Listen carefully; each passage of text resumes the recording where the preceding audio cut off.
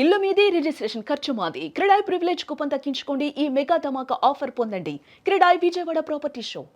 Welcome back to Suman TV. నేను మీ Sivaprasad. Agency చరిత్రలో ఈ రోజు సువర్ణాక్షరాలతో లిఖించదగ్గ రోజు.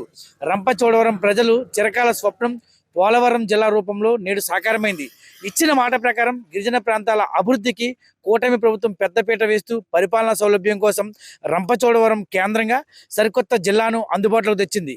బుధవారం ఉదయం రంపచోడవరంలోని పండుగ వాతావరణం నెలకొంది. రాష్ట్ర ఎస్టీ సంక్షేమ కమిటీ చైర్పర్సన్ ఎమ్మెల్యే మిర్యాల శిరీషాదేవి, జిల్లా collector Dinesh Kumar, ST commission chairman Chola Bojjireddy కలిసి నూతన జిల్లా కలెక్టరేట్ ను అత్యంత వైభవంగా ప్రారంభించారు.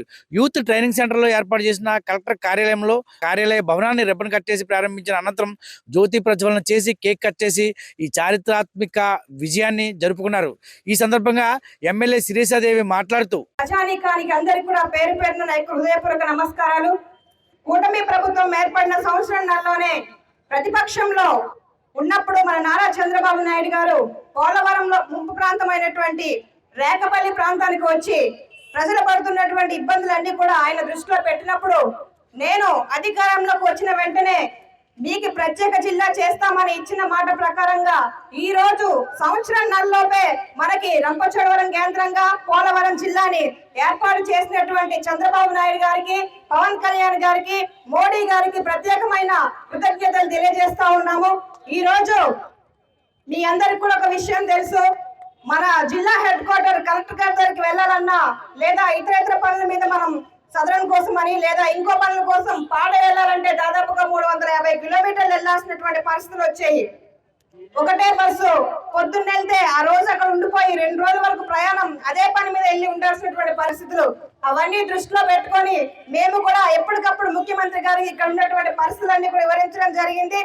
కనుక ఇక్కడ పరిస్థితులన్నీ ఆల్రెడీ ఆయనకి తెలుసు, అనుభవం ఉంది. కనుక వెంటనే ఈ రోజు 2025 సంవత్సరం ఈ రోజుతో ముగుస్తా ఉంది. ఈ రోజున మనకి నూతన జిల్లాగా ప్రకటించడం అన్నది ఇది శుభ పరిణామం అని మన నియోజకవర్గ ప్రజలందరూ చేసుకున్నటువంటి అదృష్టం అని మరొకసారి మీ అందరికీ తెలియజేస్తా ఉన్నాను. అయితే ఈ రోజు జిల్లా వస్తే మాకేంటని చాలా మంది అనుకోవచ్చు, కానీ జిల్లా మన దగ్గరకు వచ్చినట్లయితే ప్రతి జిల్లా అధికారులు కూడా మన దగ్గర ఉంటారు. కలెక్టర్ గారు ఉంటారు, ఎస్పీ గారు ఉంటారు, ఇతర అధికారులు కూడా మన ప్రాంతాల్లో ఉండేటువంటి పరిస్థితులు ఉన్నాయి. కనుక ఈ రోజు గిరిజనులంటే ఎంత మంచి అభిప్రాయం అన్నది నిదర్శనమే ఈ రోజు మీరు చూస్తా ఉన్నారు. మనం చూస్తే అరకు పాడేరుతో పాటు రంపచోడవరం కూడా గిరిజన ప్రాంతమే. ఒకవేళ ఆయన ఉంచాలనుకుంటే అల్లూరి సీతారామరాజు జిల్లా పాడేరులోనే ఉంచవచ్చు, కానీ ప్రత్యేకమైన ఒక మండలం కూడా మనం గుర్తేడు మండలం తీసుకొచ్చినాం.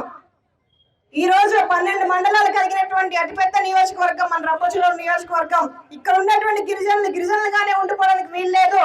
ప్రతి ఒక్కరిని కూడా ఉన్నతమైన స్థానాల్లో ఉంచాలి. ఆ ప్రాంతం డెవలప్మెంట్ కోసం కూడా మేము కృషి చేయాలని ఈ రోజు చంద్రబాబు నాయుడు గారు తీసుకున్నటువంటి నిర్ణయం పైన ప్రజలందరూ కూడా హర్షం వ్యక్తం చేస్తా ఉన్నారు. ఆ సందర్భంగా నూతన జిల్లా ఏర్పాటైన సందర్భంగా ఈ రోజు మేము చంద్రబాబు నాయుడు గారికి, మోడీ గారికి, పవన్ కళ్యాణ్ గారికి పాలాభిషేకం చేసి కేక్ కటింగ్ చేసి ఇంత సంబరాలు మేము చేసుకుంటా ఉన్నాము. ఇది మరొక్కసారి నేను చంద్రబాబు నాయుడు గారికి, కూటమి ప్రభుత్వం ఒకటే తెలియజేస్తా ఉన్నాము, మీరు మా పాలిట వరంగా ఉండి ఈ రోజు కూటమి ప్రభుత్వంలో మీరు సంక్షేమంతో పాటు అభివృద్ధిని కూడా మాకు అందిస్తా ఉన్నారు.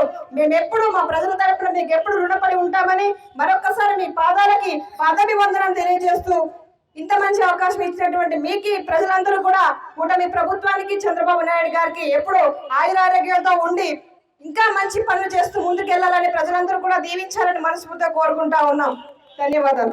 గత ప్రభుత్వ హయాంలో పాడేరు జిల్లా కేంద్రంగా ఉండడంతో మన ప్రాంత ప్రజలు నరకం చూశారని 250 కిలోమీటర్ల ప్రయాణం గిరిజనులకు శాపంగా మారిందన్నారు. కానీ ప్రజా కష్టాలు తెలిసిన మన రాష్ట్ర ముఖ్యమంత్రి నారా చంద్రబాబు నాయుడు ఎన్నికల్లో ఇచ్చిన హామీని తూచా తప్పకుండా అమలు చేసి రంపచోడవరం ప్రజల రుణం తీర్చుకున్నారని ఆమె భావోద్వేగంగా ప్రకటించారు.